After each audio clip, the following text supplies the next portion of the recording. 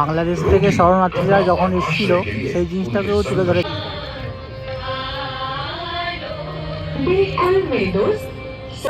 আজকে তোমাদেরকে দেখাবো আমি ভিক্টোরিয়ার সেই লাইট শো।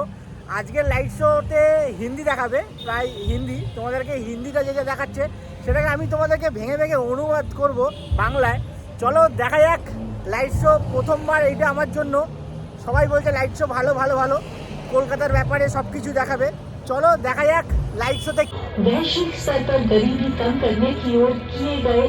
সেই নোবেল পুরস্কার 6টি মানুষ, সেই 6টি মানুষকে পুরস্কৃত করেছিল সেটাও তুলে ধরেছে।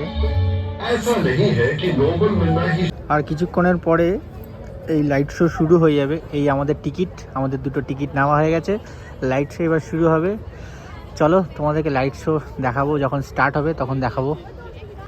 সেই হিন্দু মুসলিম দঙ্গ সেই 1 সপ্তাহ অবধি চলেছিল, সেই জিনিসটাকেও তুলে ধরেছে লাইট শো।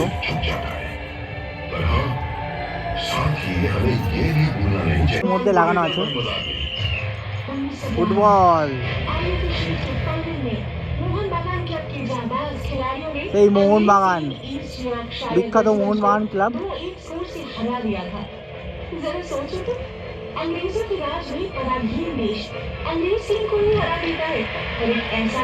ইংরেজদের সাথে প্রথমবার মোহনবাগান খেলেছিল খালি পায়ে। এই মুহূর্তে আজকে তোমাদেরকে দেখাচ্ছি ভিক্টোরিয়ার সেই বিখ্যাত লাইট শো। আজকের শোটা হচ্ছে হিন্দি। অপূর্ব, কিন্তু একটা প্রজেক্টর পেছন থেকে, আমার পেছন থেকে প্রজেক্টর পড়ছে। আমরা ঠিক অপূর্ব, সেই নেতাজি সুভাষচন্দ্র বোস।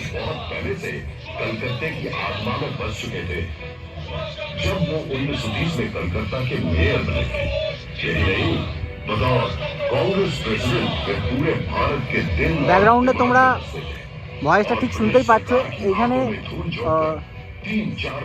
পুরো লাইট শোটাই পুরো সুভাষচন্দ্র বোসকে নিয়েই।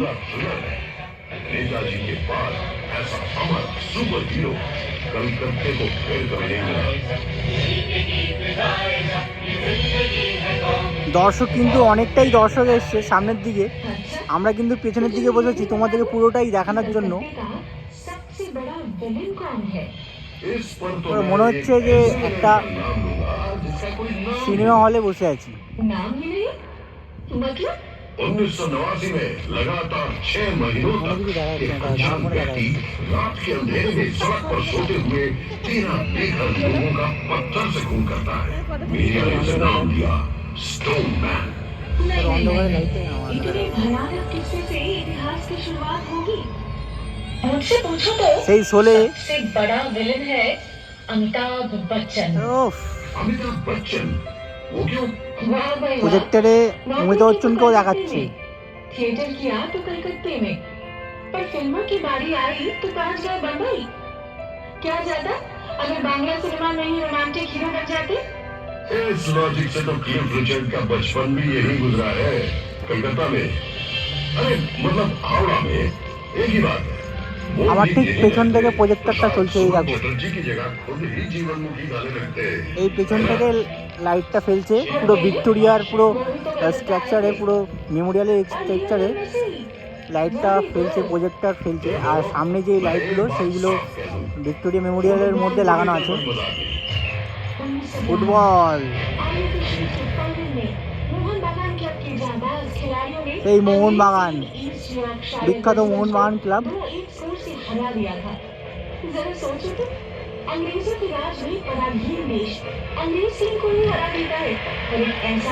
ইংরেজদের সাথে প্রথমবার মোহনবাগান খেলেছিল খালি পায়ে।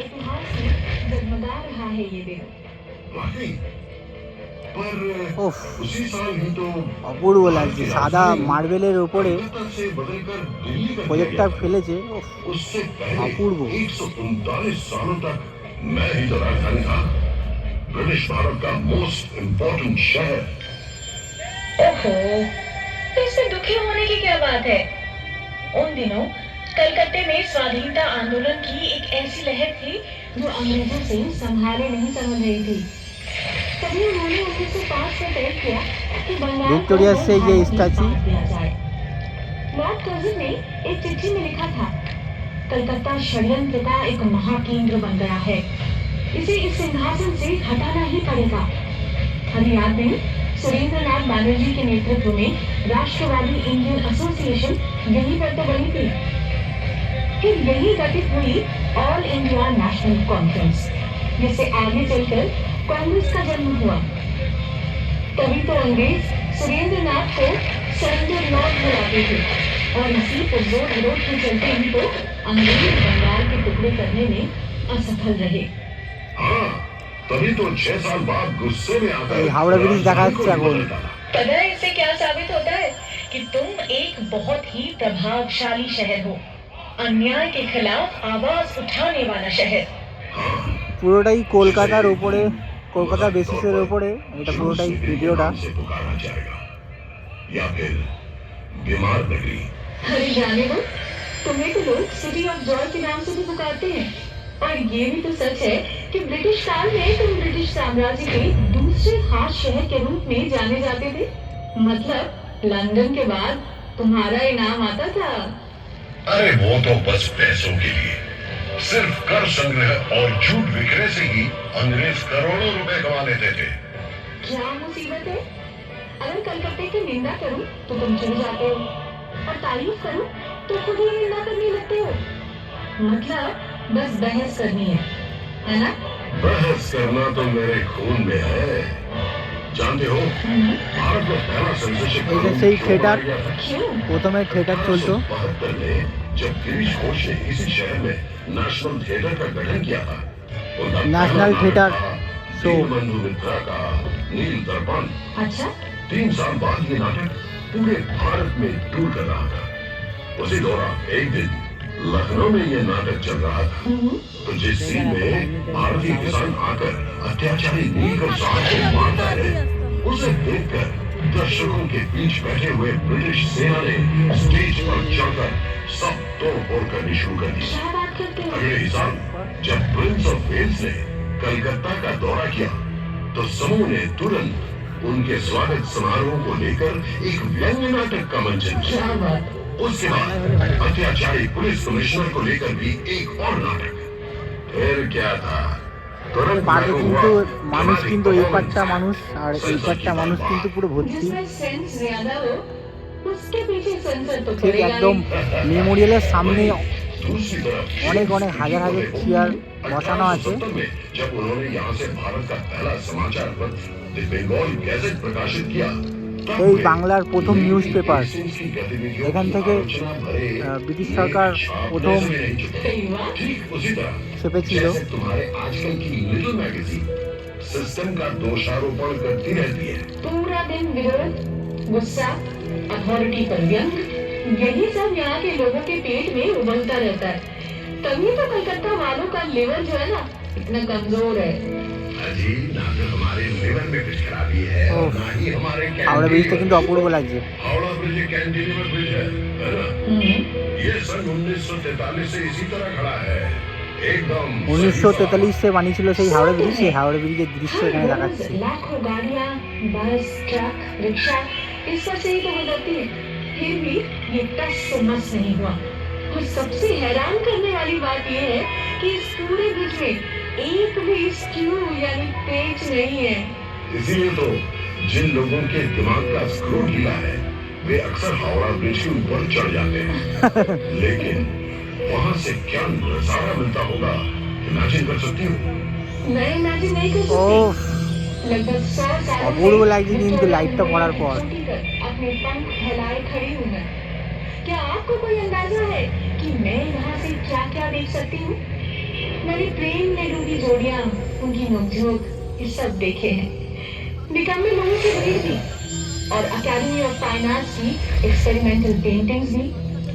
एक तरफ रेस कोर्स की घुड़सवारी की दौड़ में बेशुमार पैसे बचाना, और दूसरी तरफ क्लबों में कोट पैंट पहने कलकतिया बाबुओं का अंग्रेजी এটা কিন্তু কোনো পর্দায় দেখানো হচ্ছে না, এটা পুরো পুরো লাইট শোটা পুরো প্রজেক্টর পড়েছে ভিক্টোরিয়া মেমোরিয়ালের পুরো স্ট্রাকচারের উপরে। नहीं, तुम पर मेरी संगत का असर भी दिखता है।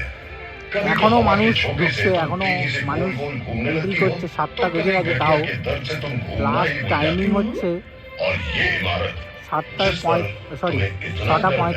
कभी तो इसे এটা ताजमहल की শোটা नकल এন্ট্রি कहा লাস্ট जाता है। এন্ট্রি, क्या बात करते বাট हैं? এখনো 7টা বেজে গেছে, क्या এখনো इसे আজকে गाय के गोबर से ঢোকাচ্ছে। काला नहीं किया गया था ताकि जापानी उस पर बमबारी न कर सके? হ্যাঁ, জাপানি যুদ্ধ যখন হয়েছিল তখন এটা ঢাকা দেওয়া হয়েছিল গোবর দিয়ে। हंसने की क्या बात है? तुम्हारे मुंह पर भी कुछ कम काली फेंक होती है। उसी दूसरे विश्व युद्ध के दौरान जब सैकड़ों लोग तुम्हारी सड़कों पर भूखमरी से तड़प कर मर रहे थे, तब कहाँ थी तुम्हारी विरोधी प्रवृत्ति?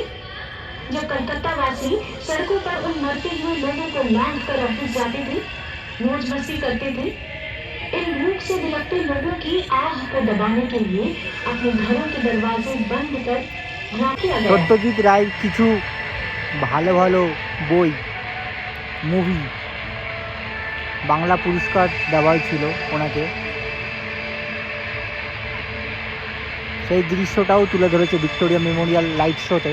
वही क्यों उसी वर्ष की शुरुआत में शुभ्रत मित्रों को भी সেই सिनेमाटोग्राफी সত্যজিৎ में রায় उत्कृष्टता के लिए ईस्टमैन कोडाक लाइफटाइम अचीवमेंट अवार्ड से सराहा गया। এই জিনিসটা দেখে সত্যি মানুষটার উপরে আরো বেশি ভালোবাসাটা कैमरामैन हुआ करते थे। अफसोस कि उन्हें कभी भी वे प्रसिद्धि नहीं मिली जो दुनिया के सर्वश्रेष्ठ सिनेमाटोग्राफर में से एक के रूप में उन्हें मिलनी चाहिए थी। माफ करना, गुमनाम नायकों की অপূর্ব লাগছে কিন্তু। जुनून है ना? বাংলায় কিন্তু দুর্গাপুজো, नहीं आती? সেই দুর্গাপুজোর থেকে मगर क्यों? প্রথম যে দুর্গাপুজো হয়েছিল সেটা শোভাবাজার থেকে শুরু করেছিল। के लिए ढेर सारे रुपए दिए थे, सड़कें बनवाई थी और पूरे देश भर से गायकों संगीतकारों को बुलवाकर बड़े बड़े संगीत सम्मेलन करवाते थे। और उन्होंने न केवल पलासी की लड़ाई में सिराजुद्दौला के खिलाफ साजिश में भाग लिया, बल्कि अंग्रेजों की जीत की खुशी में एक शानदार दुर्गा पूजा का भी आयोजन किया। শোভাবাজারে সবার থেকে প্রথম দুর্গাপুজো হয়েছিল সেটাও এখানে তুলে ধরেছে। इतना महत्वपूर्ण स्थान मिला। क्या बात करते हो? दुर्गा पूजा की शुरुआत उसी व्यक्ति ने की जिसने बंगाल को अंग्रेजों के हाथ में सौंपने का षड्यंत्र रचा था। बिल्कुल, शायद बंगाल अंग्रेजों के हाथों कभी न आता अगर 1756 में सिराजुद्दौला अपनी विशाल सेना लेकर मुझ पर आक्रमण न करता।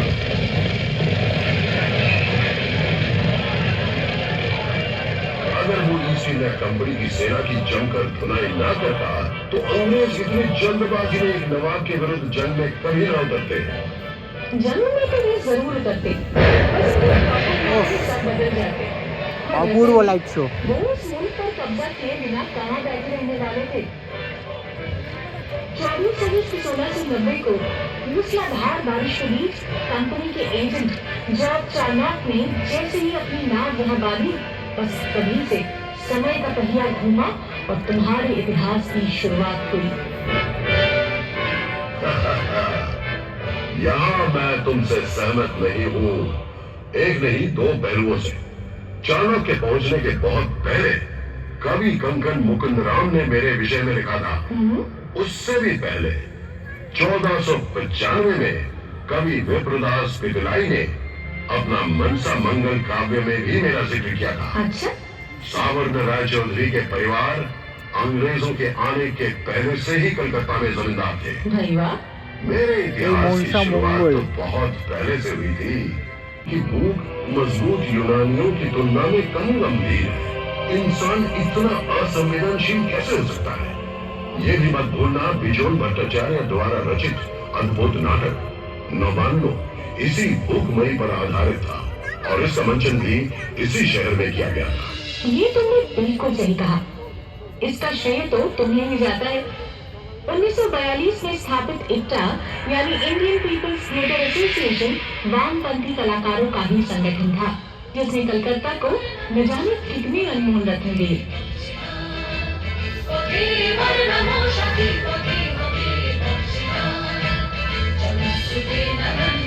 बस सिर्फ नवान्नो ही क्यों, यहाँ से तो कई यादगार गाने, नाटक और फिल्मों का जन्म हुआ।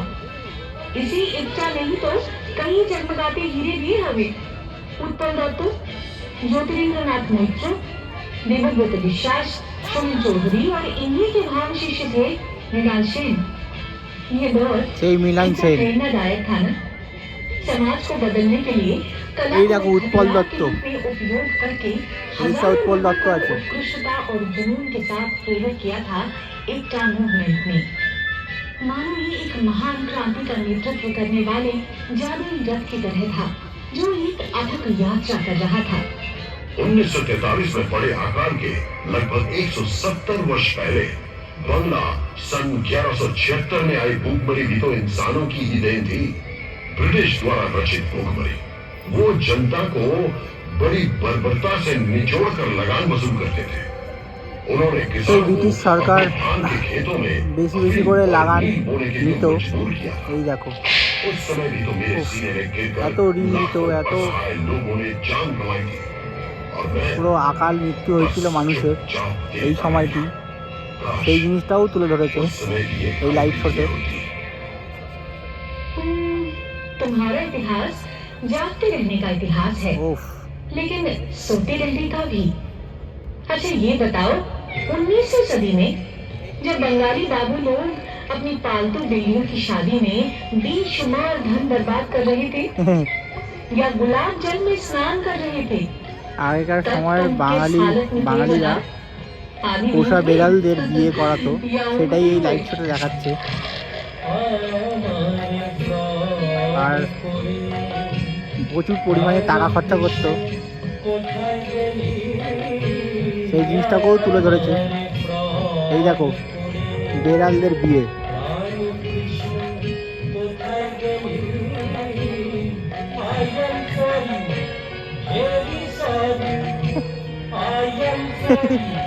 গানটা কিন্তু অপূর্ব লাগছে। तब मुझे बड़ा मजा आता था। पूरे बदन पर तेल मलकर 4 घोड़ों वाली गाड़ी पर सवार होकर नदी में स्नान करने के लिए निकलने का एक अलग ही ग्लैमर होता है। ये तो मानती हो ना? और जरा सोचो, अगर बाबुओं की वो शोशेबाजी ना रहती तो तवायफों का नाच देखने का भी चलन नहीं रहता।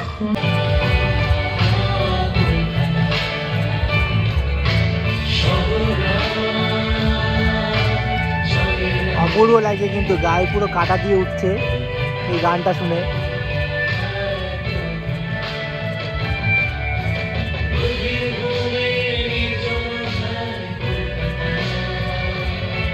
পুরো লাইট শোতে যেই যে জিনিসগুলো দেখিয়েছে সেই সেই জিনিসগুলো এখানে তুলে ধরেছে একটা এই গানে।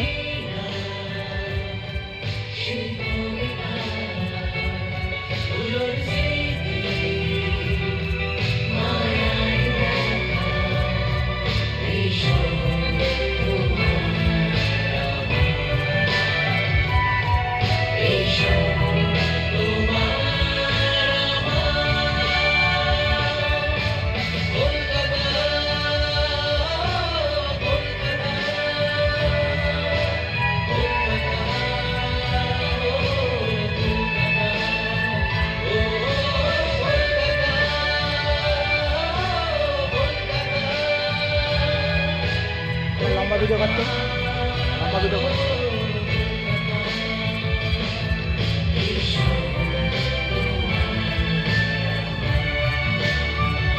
বলতেছে লম্বা ভিডিও করতে বলছি, রিলস বানাবো।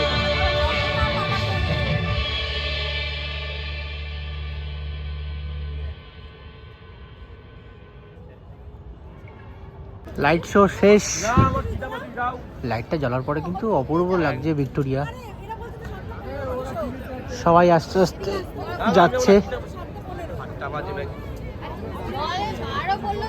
চলো, আবার নেক্সট ভিডিও দেখা যাবে। তোমাদের ভিডিওটা কেমন লাগলো নিশ্চয়ই কমেন্টে জানিও।